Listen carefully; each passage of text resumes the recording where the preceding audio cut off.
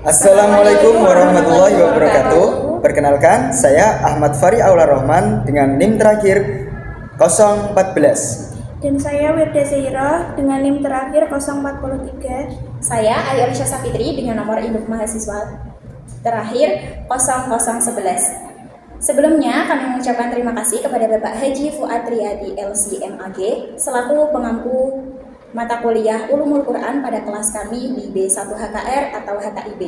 Di sini kami akan mempresentasikan terkait ilmu makiyah dan madaniyah.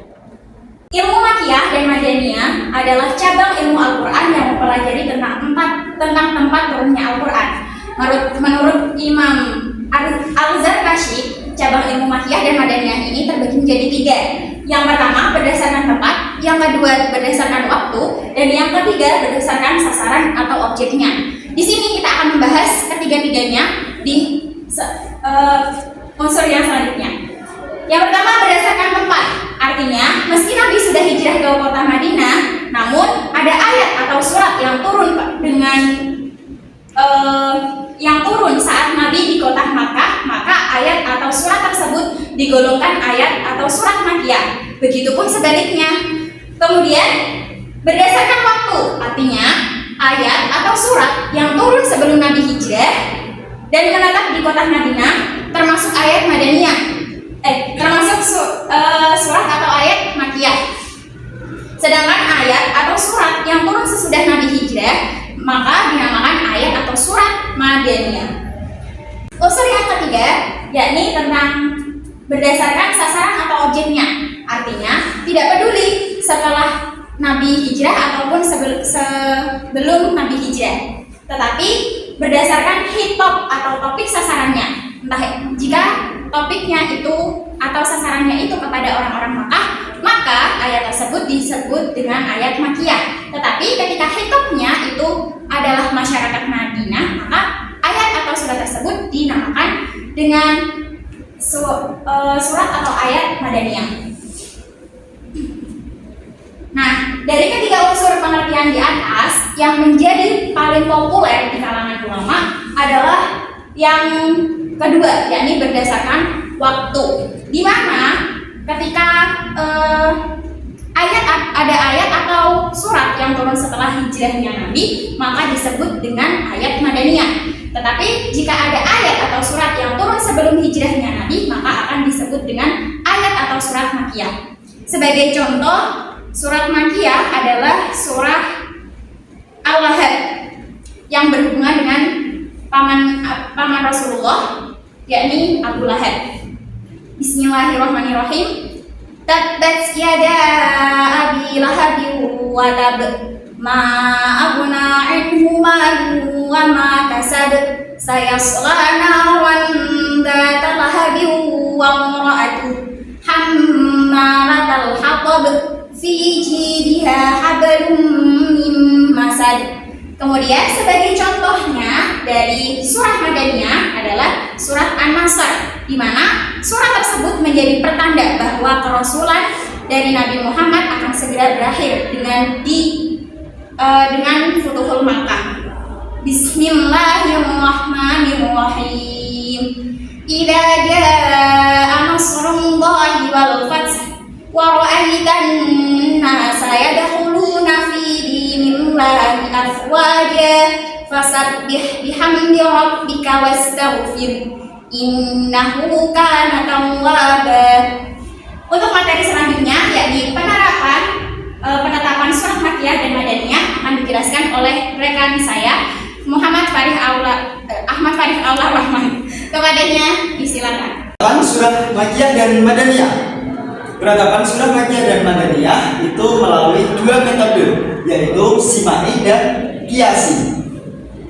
Simai adalah kategori makiyah dan madaniyah yang diperoleh melalui riwayat, sedangkan qiyasi kategori makiyah dan madaniyah diperoleh dari makna kandungan ayat atau surahnya, redaksi dan lain sebagainya. Qiyasi dibagi menjadi 2 kategori, al-aghlabiyah dan tabi'iyah.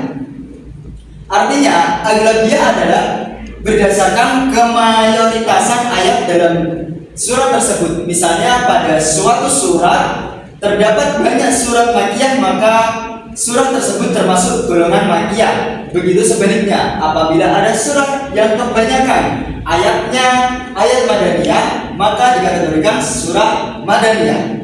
Yang kedua, tabi'iyah, artinya surah digolongkan berdasarkan awal surahnya. Misalnya dalam suatu surah awalnya adalah ayat Makkiyah, maka surat tersebut otomatis menjadi sudah Makkiyah.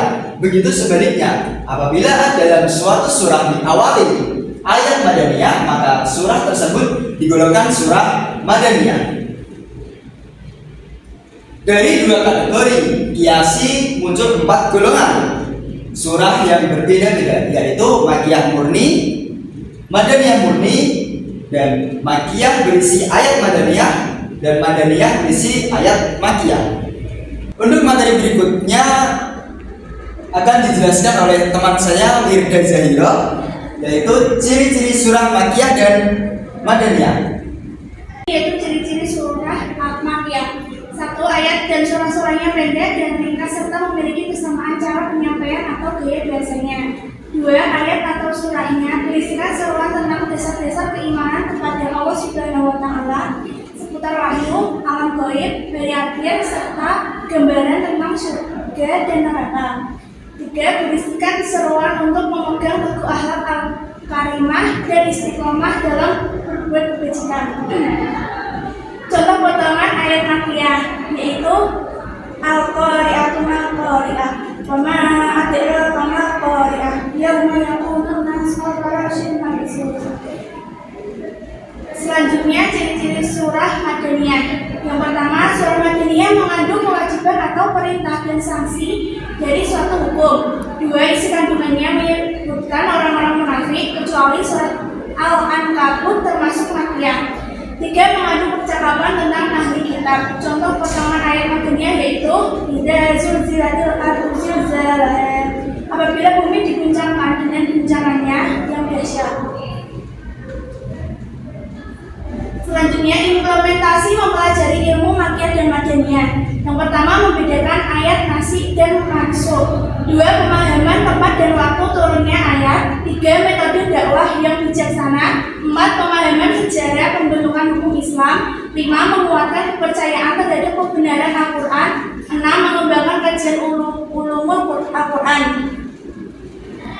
Jadi, bisa kita simpulkan bahwa dari ayat Makkiyah dan Madaniyah ini kita bisa belajar lebih jauh tentang di mana ayat ini turun dan apa sejarahnya. Kemudian, selain itu, kita bisa belajar tentang fungsi penetapan hukumnya, di mana nanti ayat Madaniyah akan diutamakan dalam penetapan hukum karena ayat tersebut adalah ayat terbaru. Sekian presentasi dari kelompok kami, semoga bermanfaat. Wassalamualaikum warahmatullahi wabarakatuh.